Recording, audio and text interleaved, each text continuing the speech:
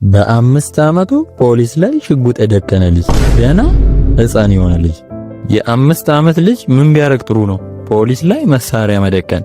አስቡት እንግዲህ ይህ ልጅ መጫወቻ ሽጉጥ አይደለም የያዘው፣ ትክክለኛ ሽጉጥ ነው የያዘው ማለት ነው። እና ፖሊስ ላይ መደቀን ምን ይሉታል? ይሄ ጉድ እንዴት እንደጀመረ። የሆነ ልጅ ነበረች ማለት ነው፣ ሚኬላ የምትባል የሆነች ወጣት እና ከፍቅረኛዋ ጋር የሆነ ሰዓት ላይ መኪና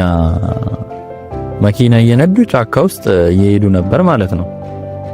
እና መንገድ ላይ ምን ቢያጋጥማችሁ ጥሩ ነው? የሆነች የተቸገረች ሴትዮ እርዱኝ አቆሙልኝ ምናምን እያለች ማለት ነው። እና እነሱ አቆሙላት ምናምን በቃ አዘኑላት ምናምን እና አቆሙ መኪናውን። ከዛ እንዳቆመላት ፍቅረኛዋ አዳም ይባላል እሱ ያዝ ባላለው መኪና ተበላሽቶብኝ ነው እና አትረዱኝም ምናምን ትላለች። ከዛ ችግሩ ምንድነው ምናምን ሲሉ ባትሪ ሞተብኝ አለቻቸው ማለት ነው። እና የሚኬላ ባል አዳም ጣጣ የለውም በቃ ምናምን ብሎ የታል መኪናሽ ብሎ ወርዶ ሲያይ እዛ ጋር ነች ቆማለች ምናምን ስትለው በቃ ለማየት ምናምን አሰበና አዳም ድንገት ወደ መኪናው ተመልሶ እቺ ሴትዮ ሌባ ወይ ደግሞ ሽፍታ ነገር ብትሆንስ ብሎ ጠረጠረና መሳሪያ ወሰደ ማለት ነው። ሽጉጥ ከመኪናው ወስዶ በቃ ይወጣና መኪናውን ሊሰራ ጠጋ ብሎ ይሞክራል ቢሞክር ወፍ መኪናው በቃ ጭራሽ ነው የማይሰራው ማለት ነው። በቃ ብዙ ጊዜ ሞካከረ ምናምን አይሰራም መኪናው። በቃ በጣም ቆይቷል ከተበላሸ ጭራሽ ማለት ነው። ከዛ ሚኬላ በቃ ይሄን ሁሉ ሞክራል ባሌ በቃ እንሂድ ምናምን ትለዋለች። ከዛ ሚኬላ እንሂድ ምናምን እንዳለች ያስተናዳ እጃችን ወደ ላይ ከዋላቸው ማለት ነው። እጃችሁ ወደ ላይ ምናምን ብለ መሳሪያ መደቀን። ሁለቱም በድንጋጤ በቃ ፍጥጥ ማለት ነው፣ ያላሰቡት ነገር። ከዛ በቃ ያዝ ያላችሁትን ነገር ምናምን አውጡ ቶሎ ብላችሁ ምናምን ብላ ዘረፈች ማለት ነው። ግን የሚገርመው እቺ ዘራፊዋ ያዝ በቃ ስራዋ አርጋ ብትዘርፍም ሁሌ በቃ አንድ ቀን ጨክና ተኩሳ ምናምን ሰው ገላ አታውቅም። በቃ በመሃል ምናምን ሽጉጧን አውርዳ ምናምን በቃ ፈታ እያለች ትስቃለች ምናምን። የሚገርመው ማለት ነው በቃ እና አዳም በዚህ መሃል ምን ያረገ? በዚህ አጋጣሚ ተጠቅሞ መሳሪያውን አውጥቶ ማለት ነው መሳሪያ ወጣና እጅሽ ወደ ላይ አንቺ ራሱ ምናምን።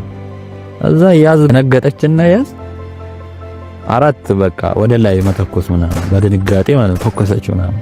ከዛ አዳም መልሶ ይተኩሳል ምናምን። በዚህ መሃል እሷ 4 ጊዜ ተመታች፣ እሱ ደግሞ አንድ አሪፍ ቦታ ተመታ ማለት ነው። እሱ ባንዴው ተዘርሮ ወደቀ። ያዝ ግን 4 ቦታ ተመታች። እየተመታች ራሱ በዚህ መሃል እየተንፏቀቀች ማምለጥ ትሞክራለች።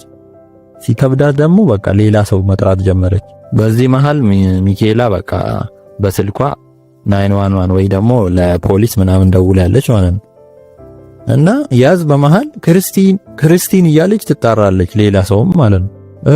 እርጂኝ ክርስቲን ትላለች በመሃል በቃ እየተጣራች ሲደክማት።